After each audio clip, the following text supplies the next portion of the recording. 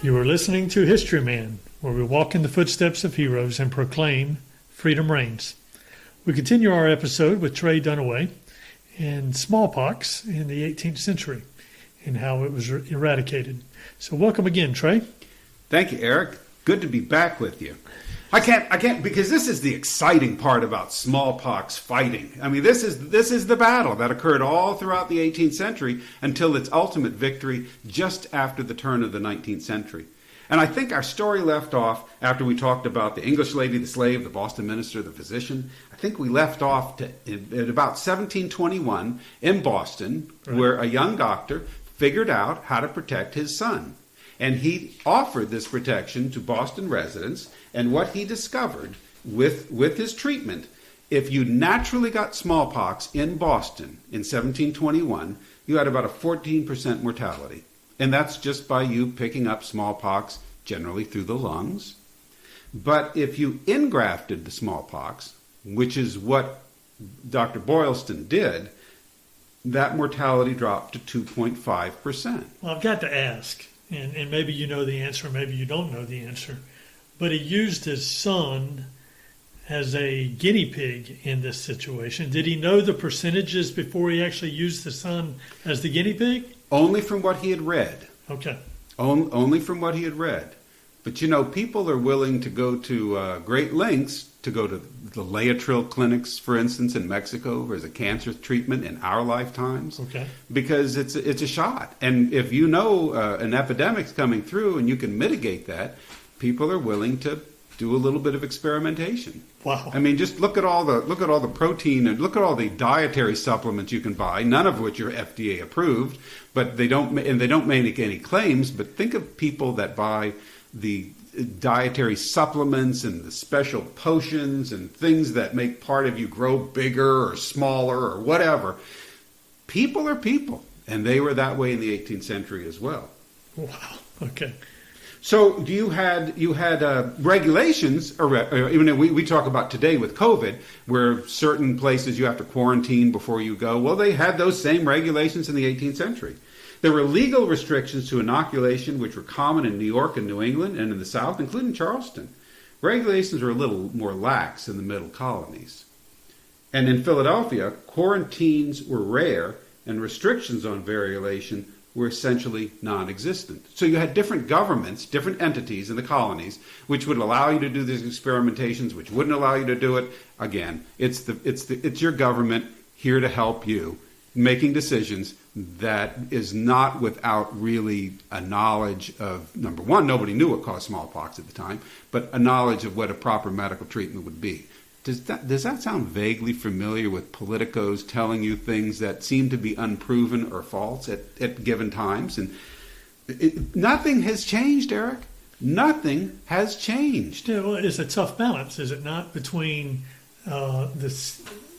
your population being scared and your leaders trying to taper down that paranoid atmosphere. It's exactly the same. And, you know, they're trying to minimize it, but yet because they don't have a solution, it's a lot of hope and promise and future predicting, but they didn't even know what caused the disease, right, or much less how to treat it.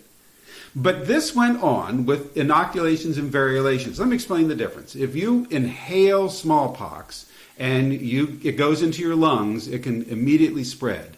If you get it through a cut or through a breakdown in your skin, it will cause a local reaction and a slower growth, allowing your immune system to have time to react. And that immune system, through that cut, that inoculates you from the inhalation? It would inoculate you from the virus, whether it's inhaled or any other mode of transmission. Okay. Right. But again, if you take a deep breath of COVID, you're going to be a world of hurt, the same way you would have been with smallpox. Okay. All right. But in this instance, what Dr. Boylston did is he took pus from an infected smallpox sore and he put it into the skin of his patients. They would have a local reaction to the smallpox. They would get a skin infection around that. Is this like the TB test? Kinda. Okay. Kinda. Right. But you would get a local infection, but it would not systemically spread rapidly. Okay. So your body's immune system would have time to mount defenses and to protect you from death. Because you give the body time to react to the infection, to build up the immunity systems that our body is designed to have without being overwhelmed by a viral overload. So by 17, inoculation remained controversial, but it increased with successive outbreaks until 1764, when, this is quoting from an historic record, quote, "For the first time, a smallpox year failed to stand out as one of unusual mortality."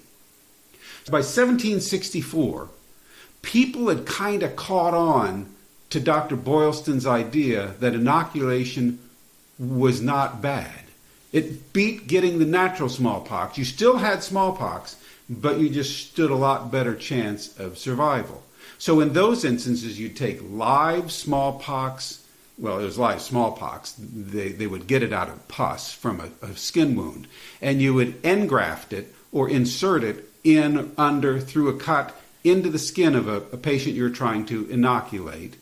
And then they would get a localized reaction, and that would protect them from getting smallpox. So that was how all of 18th century medicine, up until the time of William Jenner, that's how all of smallpox was defended against by the army.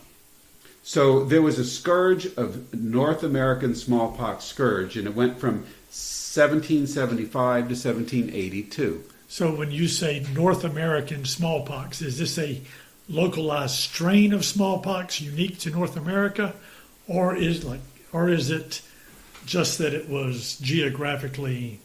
It was geographically isolated. It was the same spread.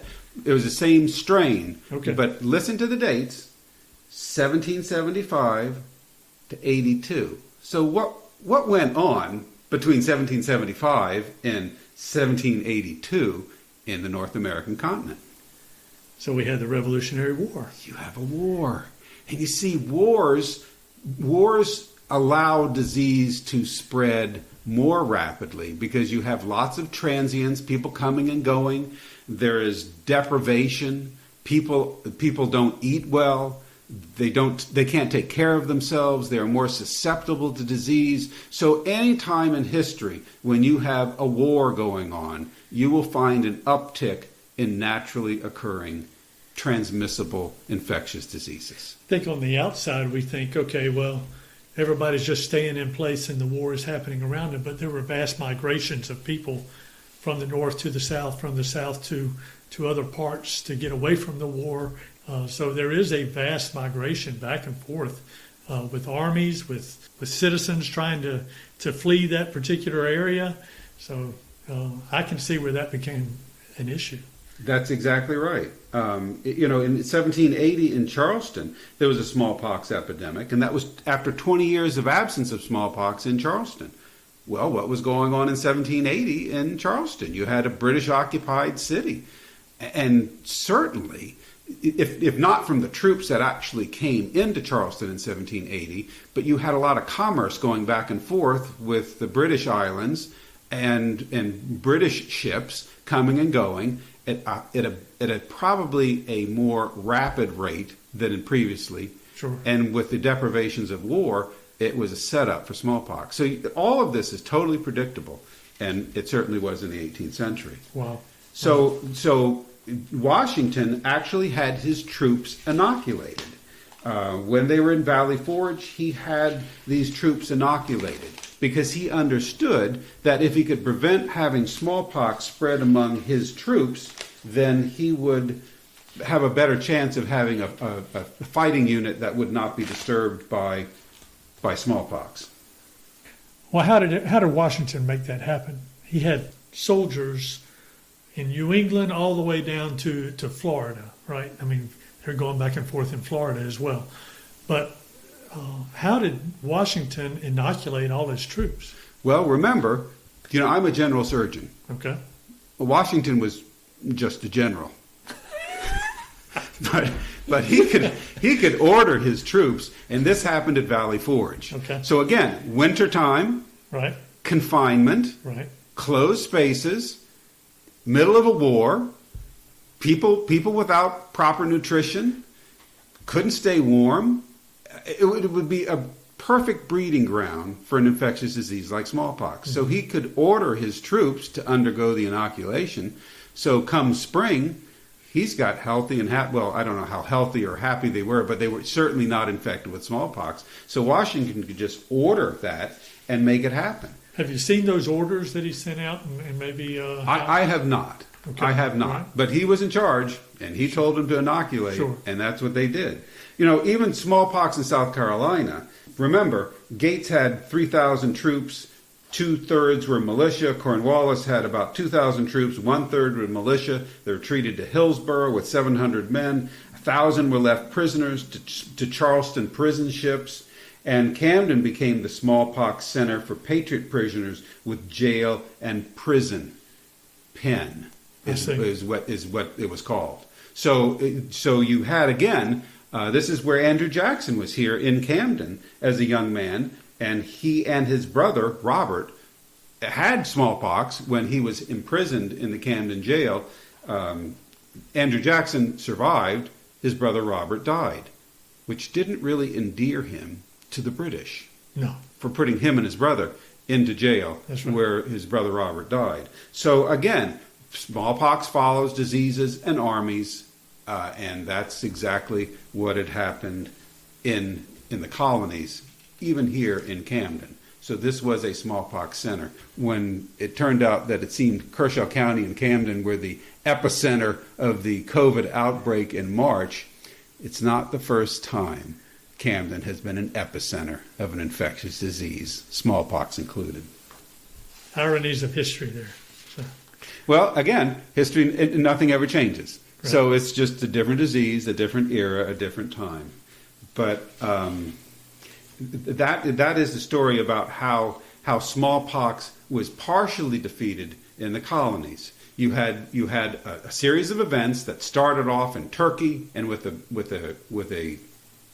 African slave who knew how to defend against smallpox in their own culture, in their own society, and that information was transmitted, and through the laborious process, think FDA approval for a vaccine, science takes time.